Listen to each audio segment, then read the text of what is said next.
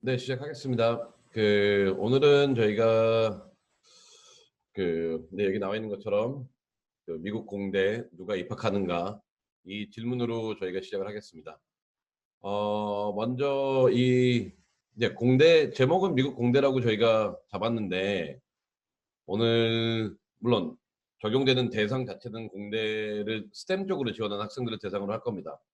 하지만 여기서 다루고자 하는 내용들은 원칙들은 다른 과를 지원하는 아이들에게도 적용이 되기 때문에 그 내용들을 좀 같이 다 공유하면서 그 내용을 진행하고자 합니다.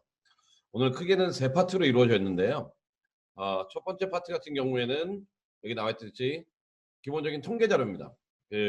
모든 설명회에서 제가 통계 자료로 시작하는 이유는 뭐냐면은 저희가 수치적인 내용을 먼저 인지한 다음에 수치적인 내용이란 거는 현실을 말하거든요. 과연 우리가 어떠한 현실에 아이들이 원서를 지원하는지 그 내용을 먼저 파악한 다음에 그러한 현실에 어떻게 대응을 해야 되는지, 즉 전략이 되겠죠. 그리고 그 전략하는 방법에 있어서는 학교가 원하는 게 무엇이고 아이들이 주로 잘못하는 게 무엇인지 이런 방향으로 나가도록 하겠습니다. 그래서 우리가 통계를 보면은 가장 기본적인 통계는 이제 미국에 있는 가장 인기 많은 공대 프로그램들이겠죠. 이 화면에 나와 있는 것처럼 지금 미국에 있는 대학교들은 공대가 아이들한테 인기 많죠. 이 내용은 US 뉴스에서 제가 어저께 업데이트한 내용이고요. 한번 봅시다. 우리가 흔한 이름들도 있고 좀 흔하지 않은 이름들도 있고 그다음에 공대 랭킹 자체가 우리가 생각했던 것과 좀 다른 형태로 나와 있는 것도 있을 겁니다. 하지만 여기서 지금 중요한 거는 그 랭킹 자체보다는 일단 여기 있는 색깔들 총 세 가지 색으로 제가 색칠을 해놨습니다. 빨간색, 노란색, 초록색. 이 세 가지 기준은 뭐냐면은 이제 아이들이 공대를 지원했을 때 좀 이제 군이 형성되는 것 같아요.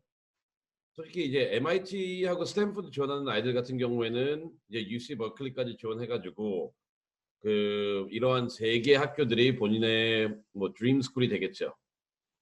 그다음에 이제 그 아래로 나타난 칼텍은 제가 살짝 뺐습니다. 얘 논이 외인 학교인 것 같아서.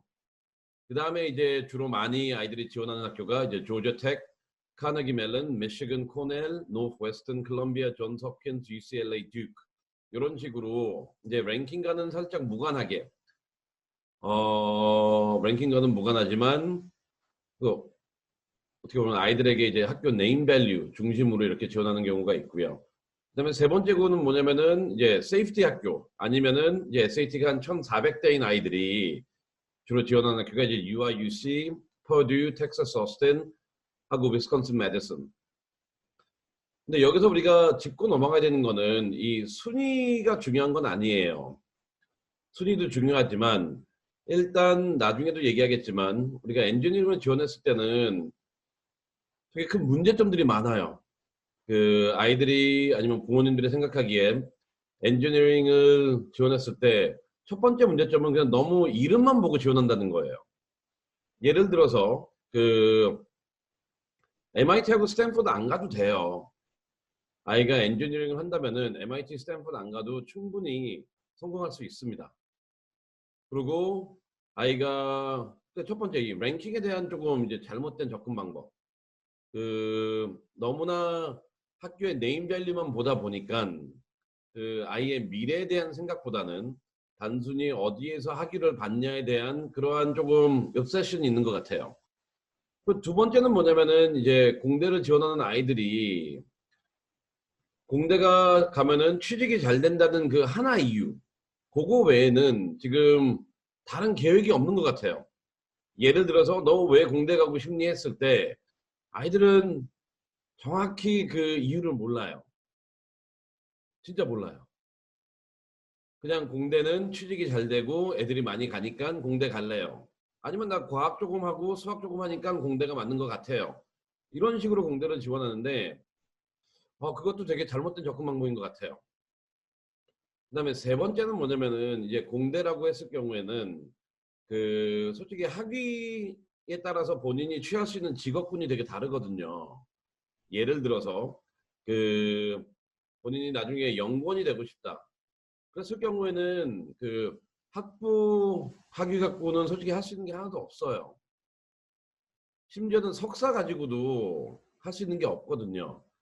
그래서 여기서 제가 말씀드리고 싶은 거는 우리가 공대를 지원했을 때는 이러한 그 학부의 공대 랭킹보다는 아이의 조금 장기적인 계획, 즉 아이가 나중에 무엇을 하고 싶은지, 그리고 나중에 졸업 후의 모습이 어떤지. 결국 대학교라는 거는 본인의 인생에서 목표가 될 수는 없어요. 대학교라는 것은 본인의 인생의 목표를 달성하기 위한 지나가는 과정일 뿐이지, 그 대학교 자체가 인생의 목표가 될 수 없고, 그런데 많은 아이들은 대학교 자체를 인생의 목표로 하다 보니까 나중에 잘 안 풀려요. 제가 몇 가지 얘기를 한번 공유하겠습니다. 총 3가지 정도 얘기를 할 텐데, 이 랭킹을 가지고. 제가 알고 있는 뭐 잘 되는 케이스들도 있지만, 많은 경우 제가 아는 아이들 중에서 스탠포드 대학교를 공대에 입학을 했어요. 대학교 재밌게 잘 다녔어요. 입학할 때 부모님 난리 났죠. 그리고 저한테 막 꽃도 보내주고 뭐 선물도 주고 했는데, 이 아이가 나중에 문제가 됐던 건 뭐냐면은 스탠포드에서 졸업할 때쯤 되니까 학점이 3.5밖에 안 돼요. 그래서 궁극적으로 얘는 대학원은 텍사스 A&M 갔어요. 텍사스 A&M이 제가 나쁘다는 건 아니에요. 하지만 이 아이 같은 경우에는 학부 아까 말했듯이 목표 자체를 그냥 대학교의 네임 밸류로만 잡았기 때문에 스탠포드 가서도 공부를 그렇게 열심히 하지도 않았고 잘하지도 못했고 경쟁에서 성공하지도 못했고, 그리고 거기서 나중에 나는 대학원을 가고 싶은데 어디 갈까 했는데 성적이 안 되니까 오히려 하등된 거잖아요. 그래서 첫 번째 유형의 아이들은 뭐냐면은 이렇게 학부 때 아무런 계획 없이 대학교 명성만 따라가다가 대학원에 갔을 때 조금 실패하는 경우의 유형이 있고요. 두 번째는 뭐냐면은 어떤 아이는 이런 경우가 있어요. 두 번째 유형은 뭐냐면은 학부 때는 그냥 엔지니어링을 지원하지 않고 그 리버럴 아츠 컬리지에서 케미스트리를 전공했어요. 그리고 더블 메이저로 바이올로지를 전공했어요. 그 다음에 대학원은 하버드를 갔어요. 박사도 거기서 받고. 이 두 번째 유형은 제가 좀 알려드리고 싶은 게 뭐냐면은 우리가 공대를 지원했을 때 많은 아이들 같은 경우에는 솔직히 공학적 백그라운드가 없어요. 단순히 공대를 지원하는 이유는 뭐냐면은 공대가 취직이 잘 된다는 거 그 하나뿐이에요. 하지만 우리가 알아야 되는 거는 미국에 나중에 이제 대학원을 입학했을 때 좋은 대학원을 입학하기 위해서 가장 기본적인 그리고 가장 성공적인 루트는 뭐냐면은 학부 때 기초과학을 하는 거거든요. 뭐 물리를 하든지 화학을 하든지 생물을 하든지 아니면 컴사를 하든지 이런 기초과학을 한 다음에 대학원에 진학하는 과정입니다. 그래서 지금 만약 이거를 듣는 아이들 중에서 아니면 부모님들 중에서 이제 질문을 하셔야 돼요. 우리 아이는 그냥 for the sake of going to 공대라면은 한번 고민을 해보세요. 그리고 두 번째 질문해야 되는 거 뭐냐면 이 아이가 공대를 졸업한 다음에 미래의 길은 무엇이 될까? 그것도 되게 중요하거든요. 그다음에 세 번째로 우리가 알아야 되는 건 뭐냐면은 이제 전국구로 갈지 아니면 지역구로 갈지예요. 어떤 아이는 솔직히 예를 들어서 여기도 나와 있지만 텍사스 어스틴을 진학을 한다면은 텍사스 안에서 교수가 되거나 연구원이 되거나 취직하는 데는 아무런 문제가 없어요. 솔직히 제가 봤을 때는 미시건 나오는 것보다는 내가 만약 텍사스 안에서 거주할 거다. 그러면 텍사스 어스틴 가는 게 훨씬 맞거든요, 답이. 그리고 내가 예를 들어서 카네기 멜론이 되고 UCLA가 됐다. 근데 나는 UC 쪽에 캘리포니아에서 살고 싶다. 그럼 당연히 UC로 가는 게 맞아요. UCLA로 가는 게. 이와 같이 공대 자체도 그 지역적 안배가 좀 필요하거든요. 그래서 저는 이 랭킹을 가지고 지금 오늘 공유하고 싶었던 건 뭐냐면은 여기에 지금 나와 있듯이 많은 아이들과 부모님들은 공대를 지원했을 때 이러한 군을 형성해서 지원을 해요. 근데 이러한 군을 형성해서 지원한다는 거는 단순히 학교의 네임 밸류만 갖고 지원을 하는 거거든요. 하지만 공대는 네임 밸류만 갖고 지원해봤자 아무런 소용이 없어요. 본인의 미래의 진로가 어떻게 되는지, 그 다음에 본인은 정확히 어떤 전공을 하고 싶은지, 그 다음에 본인은 대학교 교육을 어떠한 형태의 아니면 어떠한 환경에서 하고 싶은지 이런 요소들이 적극적으로 반영돼야 되는데 지금 대부분의 부모님들 같은 경우에는 학생들 같은 경우에는 이와 같이 특정 정보기관에서 발표하는 대학교 랭킹을 보고 본인의 적성이나 본인의 미래 진로성이나 아니면 본인의 교육의 그 바램 등을 고려하지 않은 단순히 1부터 12, 1부터 22, 뭐 32, 42 이러한 방식으로 대학교를 지원하니까 사후에 많은 문제가 발생하고 있다는 것을 먼저 좀 인지해 줬으면 좋겠어요. 그래서 지금 대학교에 입학하는 아이들도 본인이 스탠퍼드 못 갔다고 너무 후회하지 마세요. 본인이 스탠퍼드 못 가고 유니버스 미시건을 간다. That's fine. 미시건에서 공부 잘하면 대학원 잘 가요. 차라리 스탠퍼드에 가가지고 아까 예시처럼 학점 못 받아가지고 대학원 못 가는 것보다는 미시건 가는 게 낫습니다. 이와 마찬가지로 지금 대학교를 지원하는 아이들 같은 경우에는 제가 하향 지원하라는 건 절대 아니에요. 하지만 우리가 주의해야 되는 거는 단순히 네임 밸류만 보고 갔을 경우에는 문제가 있다라는 거죠.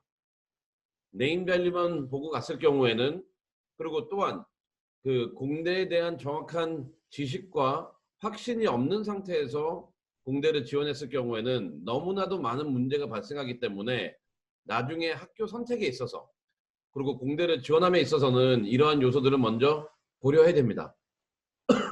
그래서 이 첫 화면은 단순히 랭킹만을 보여주려는 건 아니에요. 그건 아무런 의미가 없어요. 제가 봤을 때는. 오히려 우리는 이 랭킹만 쫓아다니는 우리의 관행에 대해서 조금 의문을 가져야 돼요. 질문을 던져야 돼요. 과연 이렇게 순위 매근 학교들만 추구하는 것이 바른 방법인지. 오히려 더 바른 방법은 뭐냐면 첫째, 아이가 왜 공대를 가고 싶은지에 대한 질문을 먼저 던져야 되고요. 두 번째는 뭐냐면은 이 왜 질문에 대한 답으로서 나중에 무엇을 하고 싶은지 그 질문을 던져야 되고요. 그 다음에 세 번째는 뭐냐면 이것을 하기 위해서 가장 아이에게 적절한 환경은 어디서 제공하는지 이런 모든 질문을 던진 다음에 학교를 골라야지 단순히 랭킹만 보고 골랐을 경우에는 떨어짐에 대한 좌절과 입학한 다음에 미래의 불확실성 등의 나중에 고칠 수 없는 문제들이 너무나 많거든요. 그래서 지금 스템 쪽으로 공부를 희망하는 아이들 같은 경우에는 방금 말씀드렸던 이 세 가지 질문들. 첫째, 내가 왜 스템을 가고 싶은지. 둘째, 내가 스템을 통해 가지고 나중에 무엇을 이루고 싶은지. 그리고 셋째, 이러한 방향성, 목적성을 위해서 어떠한 대학 환경이 나한테는 가장 유리한지. 이 세 개의 질문을 먼저 던져야지 단순히 이 뭐라고 해야 되냐. US 뉴스나 뭐 기타 기관들에서 발표하는 대학교 랭킹을 보고 학교나 프로그램을 정하지 않았으면 좋겠습니다. 그러한 내용을 전달하기 위해서 첫 슬라이드는 지금 우리가 그 랭킹을 봤고요. 어떻게 보면 지금 제가 말씀드리는 내용이 많은 사람들이 생각하고 있는 내용과 조금 상반되는 내용일 수도 있어요. 이 내용을 들으면서 많은 분들은 에이 그래도 좋은 대학교 가는 게 낫지 않냐? 물론 그럴 수도 있습니다. 하지만 제가 말씀드린 건 뭐냐면은 앞서 드린 세 개의 질문에 대한 대답이 없는 상태에서 단순히 이러한 빨간군, 노란군, 초록색군 이런 식의 대학교 선별을 하는 것은 나중에 보다 더 큰 문제가 발생할 수 있다는 것과 또한 이러한 세 가지 질문들에 대한 대답이 없는 상태에서 원서를 준비했을 경우 대부분의 아이들이 실패한다는 점을 여기서 부각시키고 싶습니다. 그래서 우리가 이 랭킹을 봤을 때는 물론 참고용으로는 좋죠. 참고용으로는 좋아요. 하지만 공대의 특징상 미래는 세 가지밖에 없어요. 하나는 대학원, 하나는 학부 졸업한 다음에 사업, 하나는 취직이에요. 사기업에. 그렇기 때문에 본인의 미래에 대한 확정한 판단이나 고려 없이 단순한 랭킹을 보고 대학교를 지원한다는 것은 결국 제가 봤을 때는 좀 심하게 얘기하면 본인의 꿈을 조금 저해하는 그런 판단 기준이 아닌가 하는 생각이 들고요. 이러한 생각은 저도 이제 이 일을 오래 했기 때문에 대학교에 합격한 아이들을 보고 그 다음에 그 이후의 모습을 보면은 과연 랭킹만 보고 가는 게 좋은 판단이었는지에 대해서 회의감이 되게 많이 들어요. 물론 상위 학교에 저 빨간군에 있는 아이들 중에 잘 된 애들도 많습니다. 하지만 안 된 애들이 더 많아요. 그리고 오히려 초록색군에 있는 아이들 같은 경우에는 갈 때는 조금 디프레스 돼 있었지만 결론적으로 보면은 더 잘 풀렸어요. 그래서 이러한 그 랭킹 뒤에는 아이들의 미래가 있다라는 거, 그 부분을 조금 인지하신 다음에 학교를 선택하기 바랍니다. 그래서 이 랭킹 자체는 어떻게 보면 우리가 지금 이 첫 슬라이드는 제가 말씀드리고 싶은 거는 이러한 단순한 수치적인 내용의 랭킹에만 의존하지 말고요. 아까 말했던 세 가지 질문. 첫 번째, 왜 나는 공대를 가고 싶은지. 두 번째, 나는 공대 이후에 무엇을 하고 싶은지. 세 번째, 이러한 목적을 달성하기 위해서 나에게 가장 좋은 환경은 무엇인지. 이 세 가지에 대한 질문을 답해야지만 비로소 원서 준비하는 데 도움이 되고요. 비로소 좋은 결과가 나옵니다. 그리고 결과론적으로 훨씬 더 아이들이 행복한 인생을 살아요. 그래서 지금 만약 공대를 생각하고 있거나 또한 다른 그 전공을 생각하고 있는 아이들 중에서 단순히 랭킹을 보고 학교를 선택하는 거는 제가 보기에는 그렇게 권장되는 방향은 아니라는 것을 이 첫 화면을 통해서 강조하고 싶었습니다. 그러면은 우리가 이제 들어가 봅시다. 이제 공대를 그 세 가지 대답이 됐고요. 그 다음에 우리가 뭐라고 해야 되냐. 이제 공대를 지원한다고 칩시다. 그런데 공대가 만만하진 않아요. 여기서 나와 있는 것처럼 보듯이 우리는 항상 뭐 국제학생이고 아니면은 Korean American이기 때문에 가장 기본적인 SAT 점수를 갖고 한번 시작을 해볼게요. 오늘 오전에도 어떤 학부모님이 저한테 보내줬는데 코넬 같은 경우에는 올해 입시에 한해서는 일회성으로 SAT나 ACT를 안 받기로 결정을 했다고 발표를 했습니다. 코넬은 올해 입시에 SAT를 안 받아요. ACT도 안 받습니다. 뭐 많은 사람들이 되게 환호하겠죠. 지금 이 소식을 접한 많은 분들이 그러면은 우리 코넬을 한번 지원해볼까? 근데 여기서 우리가 알아야 되는 건 뭐냐면은 똑같은 현상이 시카고 때 일어났었어요. 한 3년 전에. 시카고가 SAT나 ACT를 받지 않는다고 발표하자 진짜 모든 아이들이 지원하기 시작했습니다. 근데 우리가 알아야 되는 건 뭐냐면 여기서 두 가지예요. 지금 우리가 2020년 현실 속에 살고 있는데 첫 번째는 앞으로 더 많은 학교들이 SAT를 제한적으로 받지 않거나 반영하지 않겠다는 발표를 할 거예요. 정확히 어떤 학교들이 할지는 모르겠지만 할 겁니다. 하지만 반면에 많은 학교들이 그래도 SAT나 ACT를 받겠다고 발표를 벌써 했어요. 그래서 우리는 어떤 세상에 살고 있냐면은 한쪽에서는 SAT나 ACT를 받는다고 하고 한쪽에서는 SAT하고 ACT를 안 받는다고 하고 근데 여기서 정확한 패턴도 있는 것도 아니고 그리고 이런 게 뭐 특정 대학교들이 랜덤하게 이런 발표를 하고 있는 거기 때문에 그 올해 입시를 지원하는 아이들에 대해서는 제가 봤을 때는 항상 강조하듯이 SAT 공부하는 게 맞아요. ACT 공부해야 돼요. 이 부분을 반영하는 학교들이 안 반영하는 학교들이 많을 것이고 그 다음에 SAT 공부를 안 한다는 거는 제가 봤을 때는 나중에 본인의 대학 폭이 엄청나게 줄어드는 현실밖에 안 됩니다. 그리고 두 번째로 제가 말씀드리고 싶은 건 뭐냐면은 SAT 점수가 이 측면을 보면 이 화면을 보면은 그냥 와 높다 이렇게 가는 건 아니에요. 예를 봅시다. UC 버클리 같은 경우는 리딩이 70 상위 이제 75% 안에 들려면은 그 하위 25% 그냥 상위 25% 안에 들려면 한 750 평균이었고 수학은 790. 근데 여기서 제가 강조하고 싶은 거는 잘 보세요. 공대를 가기 위해서는 기본적으로 수학은 조금 해줘야 돼요.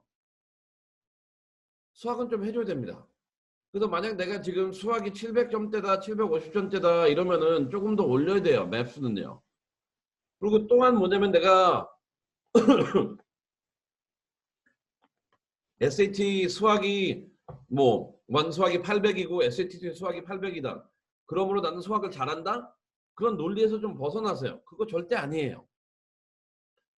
우리가 알아야 되는 건 뭐냐면은 대학 입시에서 특히 공대나 아니면은 아시아인들에게는 수학은 별 메릿이 없어요. 하도 아이들이 잘하기 때문에 수학에 대해서는 대학교에서 그렇게 많이 보지 않습니다. 그래서 우리가 여기서 제일 먼저 해야 되는 거는 이 수학적인 부분이 뭐라고 해야 되냐. 수학적인 부분을 먼저 잡아줘야 되겠죠. 그래서 지금 여러분들이 공부함에 있어서 수학이 지금 750, 780이 안 되는 아이들은 조금 수학에 신경을 쓰세요. 근데 더 중요한 건 뭐냐면은 이제 상위 대학교를 갈 때는 이제 리딩도 크게 좌우하는 것 같아요. 물론 예외적인 상황은 있어요. 저희 같은 경우에도 올해 UC 버클리도 리딩이 600점 아이가 붙은 경우도 있고, 뭐 칼텍은 걔가 700점 넘었을 때는 넘어가고, CMU도 뭐 600점대가 있었고, 코넬도 600점대가 있었고, 조지아텍도 600점대가 있었고, UIS는 600점대가 많았고, 미시건도 600점대 있었고, MIT는 700점대였고, 퍼듀는 뭐 600대 초반이었고, 뭐 스탠퍼드는 600대는 없었어요. 이와 같이 솔직히 리딩이 여기에 나와 있는 기준에 못 미쳐도 붙는 아이들은 있습니다. 그거는 어떻게 보면은 공대의 특징인 것 같아요. 공대는 리딩도 중요하지만 다른 이제 순수과학이나 수학을 많이 보기 때문에 리딩이 여기에 잡혀 있는 것보다 낮게 나오는 경우도 있어요.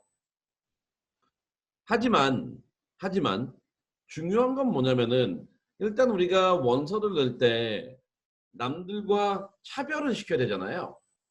차별을 시키는 거는 다양한 측면에서 차별을 시킬 수가 있어요. 그 다양한 측면 중에 하나가 제가 봤을 때는 SAT 리딩 점수예요. 하도 아이들이 SAT 리딩 점수를 잘 못 보기 때문에 그리고 대부분의 대학교에서는 리딩이 되게 중요하다고 강조를 하고 있기 때문에 만약 아이가 SAT 리딩에서 점수가 잘 나온다면은 그 부분이 어떻게 보면 차별화될 수 있는 내용이 될 수 있겠죠. 하지만 이 슬라이드에서 제가 강조하고 싶었던 내용은 무엇이냐면은 총 3가지인데 첫 번째는 이제 수학이라는 것에 대한 저희의 이제 이해를 아니면 접근 방법을 좀 바꿔야 된다는 거예요. 많은 아이들과 학부모들은 저한테 그런 얘기를 해요. 우리 아이 수학을 잘한다. 근데 근거를 보면은 그냥 SAT 수학 800이래요. 아니면 SAT2 수학 800이래요. 근데 여기서 나와 있는 것처럼 다 800이에요. 그렇기 때문에 첫 번째, 만약 내가 공대를 가고 싶은데 지금 SAT 수학이 750이 안 된다. 그리고 내가 리치하고 좀 접근하고 싶은 공대 자체가 조금 상위 공대다. 그랬을 경우에는 1차적으로 수학에 좀 집중을 하세요. 이건 너무나 기본 중에 기본이기 때문에요. 우리가 걷지 못하는 애한테 뛰라고 할 수는 없어요. 아이한테요. 먼저 아이는 긴 다음에 걸은 다음에 뛰는 방법이거든요. 이것도 마찬가지예요. 기본적으로 수학은 잡아줘야 돼요. 두 번째는 뭐냐면 리딩. 솔직히 뭐 몇몇 학교를 빼놓고는 이 표현 놨듯이 칼텍이나 뭐 MIT 같은 경우를 제외하고는 뭐라고 해야 되죠? 리딩 자체가 이제 600대 후반 나와도 괜찮아요. 괜찮은 경우도 있어요. 예를 들어서 흔히 말하는 저희가 말하는 1480인 아이들 그런 애들 있죠. 붙는 애들도 있습니다. 하지만 그게 예외적이라는 것과 그 다음에 우리는 다양한 측면에서 우리 자신을 지원자 자신을 남들과 구별을 해줘야 되는데 인터내셔널 스튜던트고 아니면은 에이전 아메리칸이고 아니면은 코리안 아메리칸이었을 때 가장 이 구별할 수 있는 방법 중에 하나가 이 리딩 점수이거든요. 그렇기 때문에 리딩도 좀 잘 보세요. 마지막으로 하는 건 뭐냐면은 지금 특히 2020년도에 지금 코로나 바이러스 때문에 많은 학교들이 다양한 정책적 발표를 하고 있어요. 그 내용이 아직도 진행 중입니다. 근데 이번 주에 중요한 뉴스는 뭐냐면은 오늘 제가 전달받은 내용인데 코넬 같은 경우에는 이제 올해 입시에 대해서는 일시적으로 한정적이에요. 올해 입시에 일시적으로 SAT를 안 받는다고 오늘 이제 결정을 했습니다. 하지만 여기서 중요한 거는 또 2가지 의미가 나오는데 첫 번째로 이거는 미국의 모든 대학교에 일괄적으로 적용되는 게 아닙니다. 벌써 많은 학교들은 SAT 점수나 ACT 점수를 받는다고 했어요. 그렇기 때문에 우리가 해야 되는 거는 SAT 점수를 안 받는다고 발표한 학교들은 앞으로 계속 늘어날 겁니다. 하지만 동시에 같이 늘어나는 건 뭐냐면 우리는 그래도 SAT 점수를 고집하겠다라는 학교예요. 그래서 둘의 상반되는 지금 학교의 입장들이 계속 발표되고 있는데 지원자의 입장에서는 되게 애매하죠. 어떤 장단을 내가 맞춰야 되는지. 하지만 나중에 대학교라는 것은 되게 광범위한 그 폭을 지원하게 될 거잖아요. 예를 들어서 다시 이전 슬라이드로 한번 돌아가 보겠습니다. 이전 슬라이드를 보면 이런 식의 군이 형성돼요. 그래가지고 오늘 발표에 의하면 코넬이 이제 SAT를 안 받아요. 그럼 노란색 군을 봅시다. 그리고 UC도 안 받는다고 했어요. 그래서 두 개는 지원 가능하겠네요. 근데 하지만 조지아텍, 카네기 멜론, 미시건, 노스웨스턴, 콜롬비아, 존스 홉킨스, 듀크 같이 지원하는 학교들이거든요. 또한 리치로 그냥 MIT, 스탠포드도 던져봐요. UC 버클리도. 버클리는 안 받으니까 얘도 제외. 지금 현재 2020년도 4월 23일 기준으로는 안 받는 학교, 랭킹 20에서 안 받는 학교는 UC 버클리, 코넬, 퍼듀, UCLA. 텍사스 어스틴도 안 받을 것 같아요. 텍사스 A&M도 안 받을 것 같고 주립 학교다 보니까 여기를 뺀다면은 아직도 8개 학교는 받는 18개 학교는 12개 정도의 학교는 받을 거고 그다음에 MIT, 스탠포드 카네기 멜론, 노스웨스턴, 콜롬비아는 받는다고 벌써 했고 그래서 우리가 이 SAT 점수를 봤을 때는 아까 제가 계속 말씀드리는 거는 지금 현재에서는 받는다 안 받는다 그 리스트는 그렇게 신경 쓰지 마세요. 물론 신경 써도 좋지만 그렇게 중요한 리스트 같지는 않아요. 뭐냐면 나중에 갔을 때는 SAT 받는 학교와 안 받는 학교의 그 군보다는 내 리스트에는 그게 복합적으로 형성돼 있을 겁니다. 그렇기 때문에 지금 현재로서는 SAT나 ACT를 이제 열린다면은 공부를 해가지고 시험을 꼭 보세요. 그리고 하는 방식은 아까도 말씀드린 것처럼 수학은 무조건 800을 받아야 됩니다. 아니면 790 정도를 받아야 되고 그래야지만 총 점수도 올라가요. 그다음 마지막으로 이제 말씀드리고 싶은 건 뭐냐면은 이거는 이제 11학년 지금 라이징 시니어랑 10학년 9학년 때도 해당되는 건데 지금 또 하나 재밌는 현상은 뭐냐면은 우리가 연초에 있는 ACT나 SAT가 다 지금 취소됐잖아요. 근데 이제 재밌는 건 뭐냐면 이제 후반기에 있을 시험들 원래라면은 8월 달에 있고 10월 달에 있고 이제 1월 달에 있는 이런 시험들인데 지금 돌아가는 현상을 보면은 9월 달에도 시험을 볼 것 같고요. SAT 가면은 그다음에 잘하면 11월 달에는 SAT2밖에 안 받는데 이제 SAT1도 거기다 실시할 수 있게 할 것 같고 그다음에 12월 달에도 잘하면 SAT 볼 것 같아요. 지금 어차피 이들 회사들은 연초에 써야 될 문제들을 다 만들어 놓은 상태잖아요.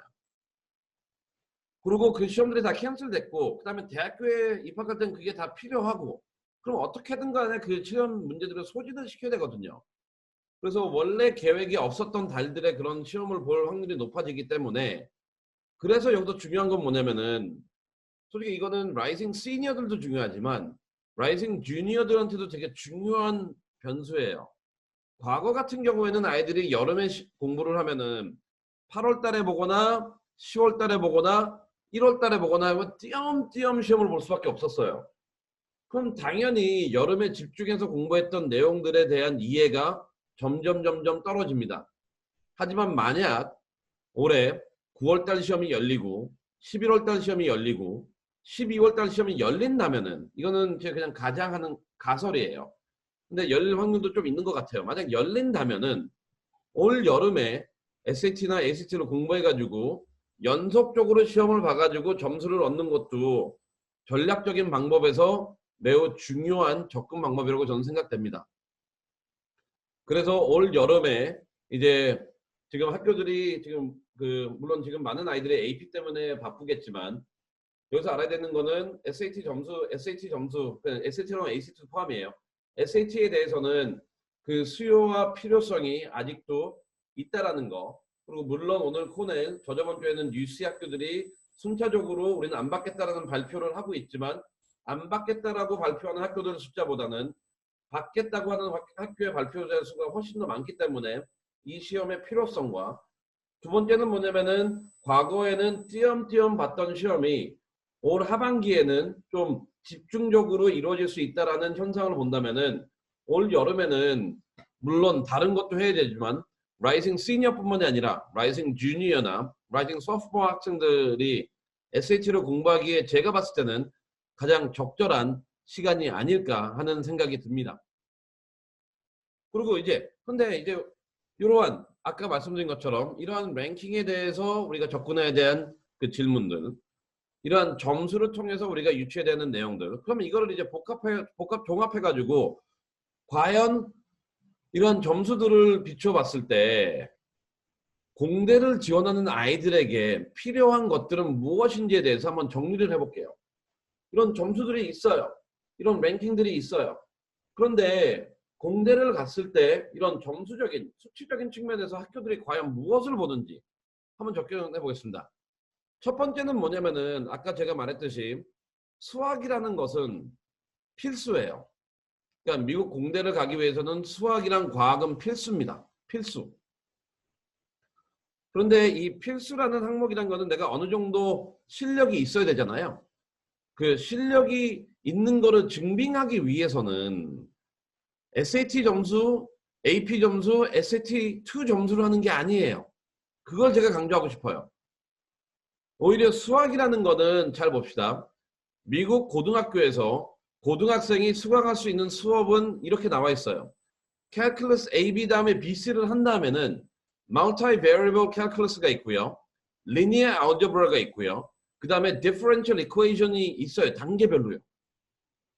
그렇기 때문에 내가 만약 좋은 공대를 가고 싶다고 했을 때, 그리고 그 공대를 갔을 때 이 랭킹이나 수치적인 변수를 봤을 때 가장 중요한 부분은 가장 기본이 되는 부분이 수학이기 때문에 나의 공대 입학 확률을 높이기 위해서는 AP, Calculus, AB하고 BC 다음에 있는 Multivariable Calculus, Linear Algebra, Differential Equation 등을 공부하는 게 중요합니다.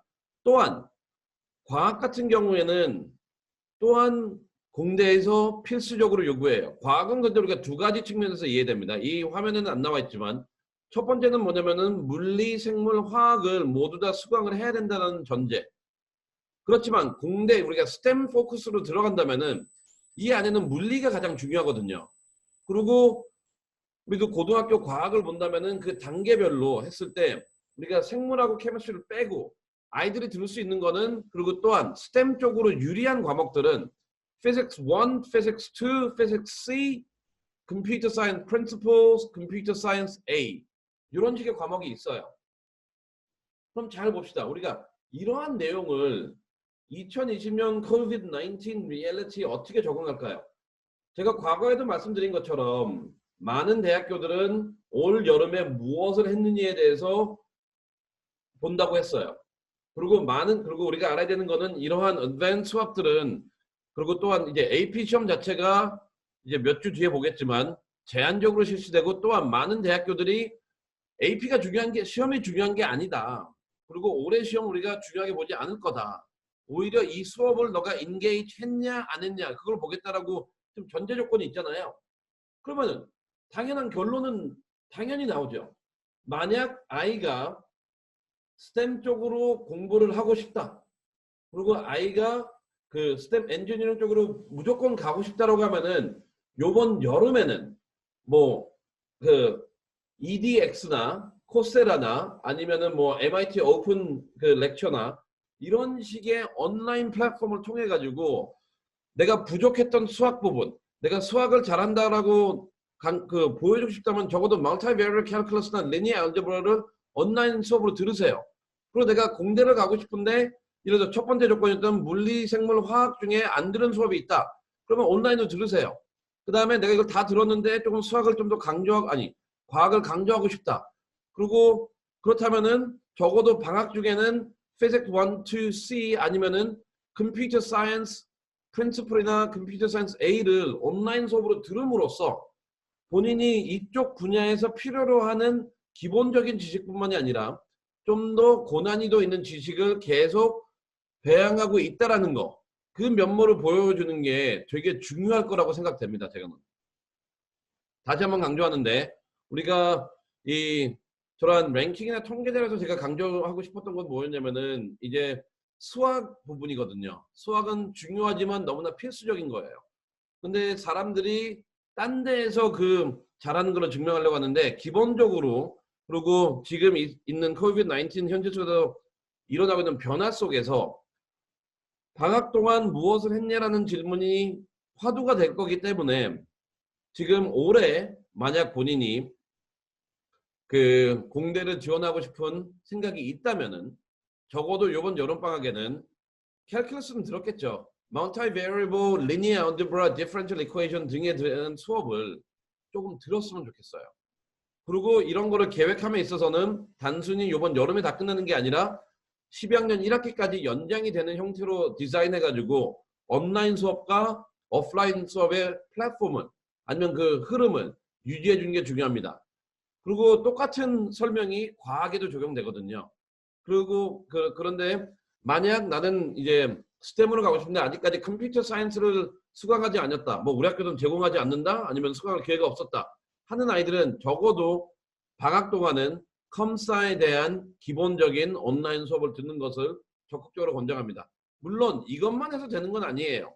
제가 좀 이따가 또 얘기하겠지만 이것만 해서 되는 건 아닙니다. 하지만 적어도 공대를 감에 있어서 기본적으로 우리가 형성해야 되는 그 기본 플랫폼 자체가 수학이랑 과학인데 이 수학이랑 과학을 형성함에 있어서 이번 여름에는 이러한 어드밴스 수업들을 내가 온라인으로 공부했다는 걸 보여주는 게 되게 중요할 것 같습니다. 그게 어떻게 보면은 지금 이 학교들이 발표하고 있는 그러한 SAT 점수나 GPA 점수 이면에 숨어 있는 우리가 찾아내야 되는 의미이고 그런 의미가 발견됐다면 앞으로 그러한 방향으로 우리가 준비를 해야 되겠죠. 그다음에 두 번째는 뭐냐면은 우리가 공대를 지원함에 있어서 아이들이 실패하는 이유는 뭐냐면요. 아까도 말씀드린 것처럼 그냥 단순 공대에 지원하겠다 이거예요. 근데 여기도 나와 있듯이 공대 안에는 너무나 많은 과들이 있습니다. Civil Engineering, Chemical Engineering, Environmental Engineering, Design Engineering, Aerospace Engineering, Biochem Engineering, Mechanical Engineering, Material Engineering, Biomedical Engineering 뭐 너무나 많아요. 이게 중요한 이유는 뭐냐면은 이제 아이가 이것도 두 가지 측면이 있는 것 같아요. 이러한 포커스가 필요한 이유는 뭐냐면은 아이의 이력을 발전하는데 되게 중요해요. 아이가 특히 이제 여름방학 때 동안은 본인의 관심 있는 분야에 대한 시간을 투자하는 시간이잖아요. 즉 본인이 관심 있는 분야에 시간을 투자한다는 건 뭐냐면은 본인이 관심 있는 게 무엇인 줄 알아야 되잖아요. 그래서 내가 시빌 엔지니어링을 가고 싶다, 케미컬 엔지니어링 가고 싶다, 아니면 인바이러먼털 엔지니어링 가고 싶다라는 거에 따라 가지고 여름에 해야 되는 게 좀 바뀌거든요. 물론 앞에 나와 있는 수학이나 과학에 대한 집중은 동일하게 적용돼요. 이건 필수 항목이니까. 하지만 이제 그 외에 이제 여름에 내가 뭘 해야 되냐? 예를 들어서 만약 아이가 인바이러먼털 엔지니어링을 하고 싶다 같은 경우에는 환경과 관련된 뭔가를 해야 되겠죠. 에어로스페이스 엔지니어링 같은 경우에는 이거를 다방면에서 접근을 해야 될 거예요. 제도적인 측면 아니면은 그 적용적인 측면 뭐 이렇기 때문에 아이가 구체적으로 어떠한 전공을 하고 싶냐라는 거는 단순히 단과대학을 고르는 게 아니고요. 그 단과대학교 안에 있는 세부 전공을 골라야지만 여름방학 때 무엇을 할 수 있는지에 대한 이야기가 나올 겁니다. 그리고 여기서 중요한 건 뭐냐면은 근데 이렇게 봅시다. 그런데 현실적으로는 많은 아이들이 뭐 대표적으로 에어로스페이스 엔지니어링을 한번 예시로 할게요. 에어로스페이스 엔지니어링을 하고 싶다고 칩시다.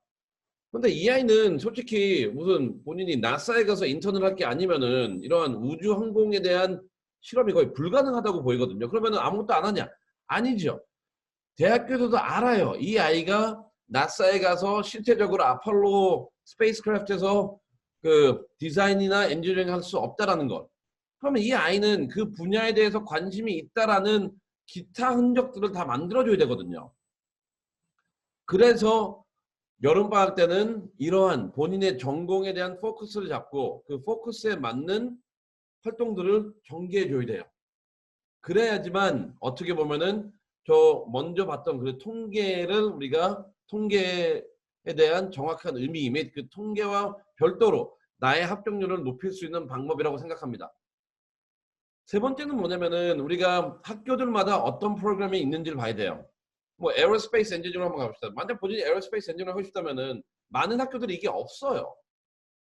있는 학교들도 있고 없는 학교들이 더 많습니다. 그러면 없는 학교들은 내가 과연 뭘로 전공을 할지 그게 중요하거든요. 그래서 우리가 2번하고 3번은 동시에 봐야 되는 게, 그리고 궁극적으로 우리가 해야 되는 거는, 많은 사람들은 넌 어느 전공하고 싶니? 어느 학교 지원할 거니? 이런 질문 던지는데 그게 아니고요. 너는 어느 학교에 어떤 과로 지원할 거니? 이 질문을 던져야 돼요. 즉 나중에 원서를 쓸 때 모든 대학교에 같은 과로 지원할 수가 없어요. 그리고 제가 봤을 때는 지원하면 안 돼요. 학교들마다 프로그램들이 너무나 다양하고, 학교들마다 연계된 프로그램들이 다양하고, 학교들마다 프로그램 그 특정 전공의 존재 유무가 다르기 때문에 지금 현재 4월 말까지는, 적어도 아니면 5월 초까지는, 아니면 방학이 되기 전까지는 올해 원서를 쓴다면은 내가 학교들마다 정확히 어떤 프로그램에 지원을 할 건지에 대한 사전 서치가 다 이루어져야 됩니다.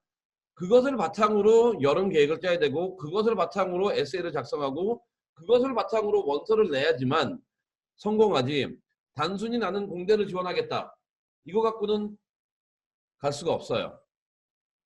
그 다음에 우리가 통계 자료를 봤을 때 또 봐야 되는 건 뭐냐면은, 단순히 점수를 보는 게 아니고요. 이 통계 자료에서 점수를 항상 떨어뜨리는, 어떻게 보면은 통계 자료에서 나타나지 않는 리젝된 아이들의 현실들. 그냥 리젝된 아이들을 우리가 봐야 되는 이유는, 이러한 리젝된 아이들은 다 공통적인 내용이 있어요. 다 똑같은 실수를 반복합니다. 그리고 우리는 그러한 실수들을 통해 가지고 나 또한 이런 실수를 지금 하고 있는지에 대해서 점검이 필요하거든요. 그래서 그러한 부분도 지금 어떻게 보면 우리가 이런 통계적 자료를 봤을 때 동시에 진행돼야 되는 거고요. 그 다음에 마지막으로 우리가 이런 통계적 자료들은 어떻게 보면은 되게 우리에게 불리하게 적용하는 것 같아요.